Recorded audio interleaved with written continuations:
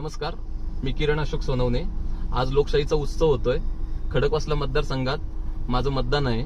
आज मतदान केंद्रावरती गेल्या असता अतिशय गंभीर अशी बाब घडली.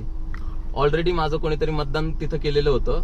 जेव्हा माझी गोष्ट ही निदर्शनास आली, अधिकाऱ्यांनी सांगितलं की तुमचं ऑलरेडी मतदान झालेलं आहे आणि त्याच्यावरती मतदानाने आयडेंटिटी प्रूफ म्हणून पॅन कार्ड दिलेलं आहे.